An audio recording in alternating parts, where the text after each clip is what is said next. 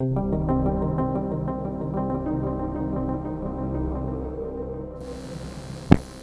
Sheriff from Madison County called and said he had spotted a UFO on Cox Ferry Road, I guess 3 or 4 miles west of Florida, and wanted me to come over.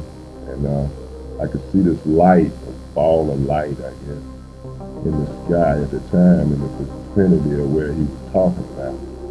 And when I got through writing the ticket, I went on over there. And I saw this light, I guess 2 or 3 miles away at this time, and seemed to have had a reddish glare now. And it hovered there a little while, and then it just disappeared. Do you believe in UFOs? Well, it's hard to say. I really rather not comment. What do you think you saw last night?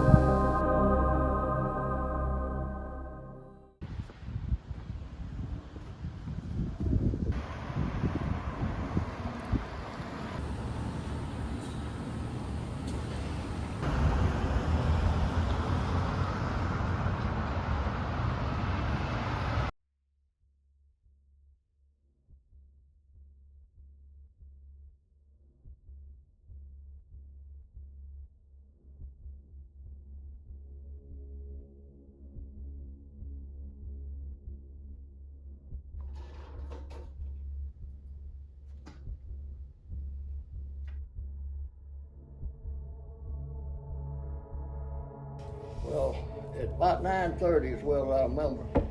Somebody just beat on me in my door. I was in there with my wife and kids inside watching television. And I went and opened the door, and that was standing there, his eyes was that big right. He said, "Get your camera and come on, that thing's out here." Well, when I got out there in the curve, Grant's curve was right past it.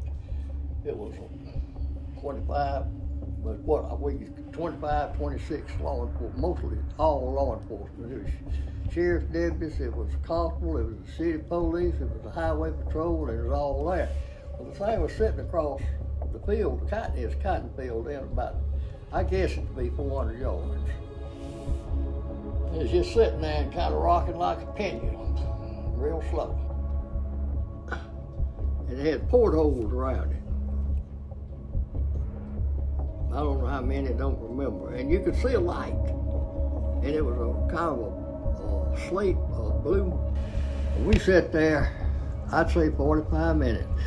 And when it left, it just started easing up, floating like. And it went over the trees and started going to the kind of northwest. Mm-hmm. And so do you believe that what you saw were aliens? Can you hear me? Yeah, I can hear you. Can you hear me? Barely. Let me see if I turn my sound up. Yeah, okay. I can hear you perfectly. Okay, good. I was sitting in the kitchen and my mother was in there. We were just sitting around the usual evening. Anyway, the neighbors I was telling you about pulled up. We were talking, and I don't remember what exactly about, but I heard a sound from across over his vehicle, and I don't know, it sounded like an 18-wheeler, a large truck or something, and didn't think too much about it, but then I seen lights coming from that direction.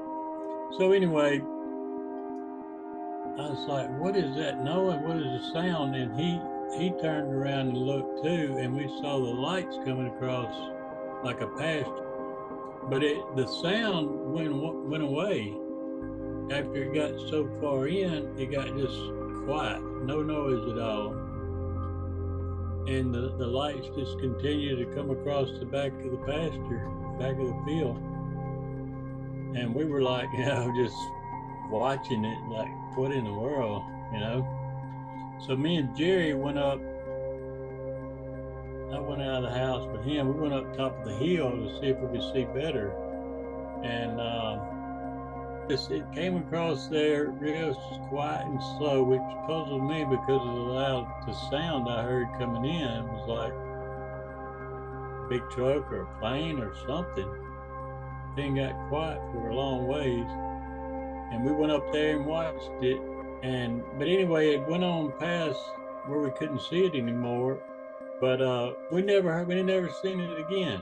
It just never got another glance at it. So first off, if you can just introduce yourself.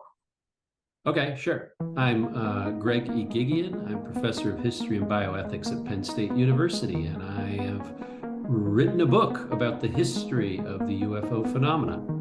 Seeing strange things in the skies, that perplex people or even worry people is something that goes back to ancient times. But when we talk about the UFO phenomenon, we're talking about something very specific, right? The idea that things are being seen that get attributed to at least the possibility that they might be alien in origin, right? And so the story of UFOs is really the story of a lot of different moving parts, right? You've got intelligence and military services, you've got civilian enthusiasts, you've got witnesses, you've got journalists and the media who are covering it, you've got debunkers who are trying to ridicule this stuff, and you got academic scientists who every now and again, like me, jump in there and sort of look into it. And that's kind of where we are now. Most cases have pretty mundane explanations. Probably the most common are, odd or unfamiliar kinds of meteorological phenomenon. A very common thing that people see, particularly in more recent years, but it's been around for some time, are satellites. We do know for a fact that people back in, say, the 50s and 60s were observing, and this is like pilots, for instance, were reporting things that were flying way above them and were moving really, really fast, much faster than they were. And they were mystified, saying, that's gotta be some sort of alien craft, because I'm not familiar with anything that can do that. But in fact, what they were in fact seeing were new spy planes. And of course, the CIA and the US government had no interest in revealing that information to the public. So we know that there have been all sorts of things out there that have been mistaken for, and accurately mistaken, you have to say, for an alien spacecraft.